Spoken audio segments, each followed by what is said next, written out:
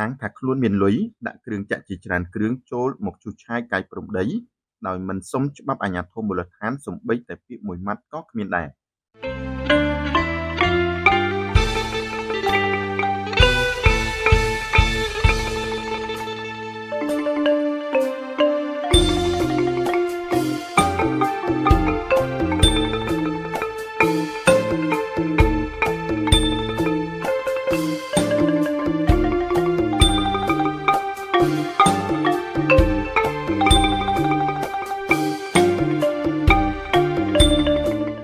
ខេត្តកំពង់ធំលោកអ្នកមានលុយម្នាក់មានទំហំដីធំច្រើនហិតតា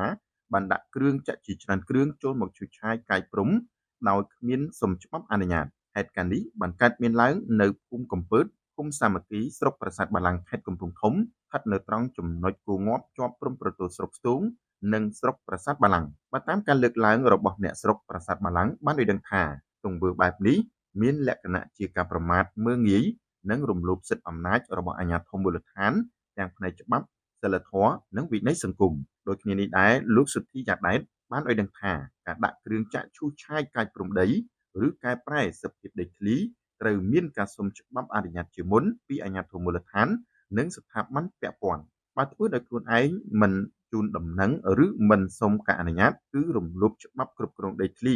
រំលោភអំណាចនិងទូនាទីរបស់អាជ្ញាធរមូលដ្ឋានលោកយ៉ាដែតក៏បានបន្តទៀតថាការធ្វើបែបនេះអាចប្រឈមនឹងទណ្ឌកម្មអការងារពិន័យឬទោសតាមច្បាប់ការអាងខ្លួនមានលុយហើយធ្វើអ្វីក៏បានជាទង្វើអសិលធម៌បង្ហាញពីការមើលងាយច្បាប់មើលងាយអាជ្ញាធរបង្កគំរូអាក្រក់ក្នុងសង្គមបំផ្លាញទំនុកចិត្តរវាងប្រជាពលរដ្ឋនិងរដ្ឋលោកយ៉ាដែតបានសង្កត់ធ្ងន់ថាទង្វើរបស់លោកអ្នកមានលុយខាងលើអាចចាត់ទុកថាមិនគោរពប្រព័ន្ធគ្រប់គ្រងមូលដ្ឋានបង្ហាញចេតនាចង់លើសអំណាចប៉ះពាល់ដល់សន្តិសុខសណ្ដាប់ធ្នាប់និងផលប្រយោជន៍សាធារណៈដូចគ្នានេះដែរអ្នកមីងផាន់កន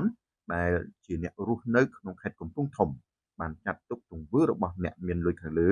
ជាការប្រមាថមើលងាយនិងរំលោភអំណាចអាជ្ញាធរមូលដ្ឋានបានយ៉ាងច្បាស់មិនមែនជាបញ្ហាមានលុយឬគ្មានលុយទេប៉ុន្តែជាបញ្ហាមិនគោរពច្បាប់និងគោរពពលរដ្ឋអ្នកមីងដដែលបានបន្តថាលោកអ្នកមានលុយមានដីហើយដាក់គ្រឿងចាក់ជាច្រើនគ្រឿងចូលមកឈូសឆាយកាយព្រំដីត្រូវជម្រាបប្រាប់ទៅអាជ្ញាធរមូលដ្ឋានឲ្យលោកបានដឹងផងដែរជៀសវាងកុំឲ្យដីរបស់លោកនិងព្រំដីអ្នកជិតខាងមានទំនាស់គ្នាទៅថ្ងៃក្រោយដើម្បីកុំឲ្យអាជ្ញាធរឈឺក្បាលដោយសារតែការដោះស្រាយនិងសម្របសម្រួលដីរបស់លោកអ្នកមានលុយឈូសឆាយបំពានព្រំដីអ្នកជិតខាងដូចគ្នានេះដែរចំណែកឯលោកអៀងវណ្ណៈមេឃុំក្នុងស្រុកប្រាសាទបាឡាំងខេត្តកំពង់ធំបានមានប្រសាសន៍ឲ្យដឹងថាតាមពិតភារកិច្ចរបស់ខ្ញុំគឺការត្រួតពិនិត្យនឹងឯងអញ្ចឹងបើបងប្អូនប្រជាពលរដ្ឋគាត់មានអាជីពជាអ្នករកស៊ីអញ្ចឹងឲ្យមានច្បាប់មានទម្លាប់ត្រឹមត្រូវហើយមានការស្នើសុំពីអាជ្ញាធរភូមិឃុំនិងចុះទៅមើលទីតាំងដែលគាត់ជីកកកាយឬក៏គាត់ដឹកជញ្ជូនឯដីឬចាក់សាងសង់ផ្ទះសម្បែងឬចាក់បំពេញដីដែលប្រជាពលរដ្ឋលោកទិញយកទៅចាក់ហ្នឹងឬក៏ធ្វើអីផ្សេងត្រូវមានការអនុញ្ញាតមានលិខិតស្នាមត្រឹមត្រូវអានេះសម្រាប់ខ្ញុំប៉ុន្តែអ្វីដែលខ្ញុំបានបំពេញការងារកន្លងមកនេះខ្ញុំសូមជម្រាបថាវាចប់តួនាទីរបស់ខ្ញុំហើយខ្ញុំបានធ្វើរបាយការណ៍ទៅថ្នាក់ស្រុកអញ្ចឹងកិច្ចការងារបន្តទៅទៀតហ្នឹងគឺ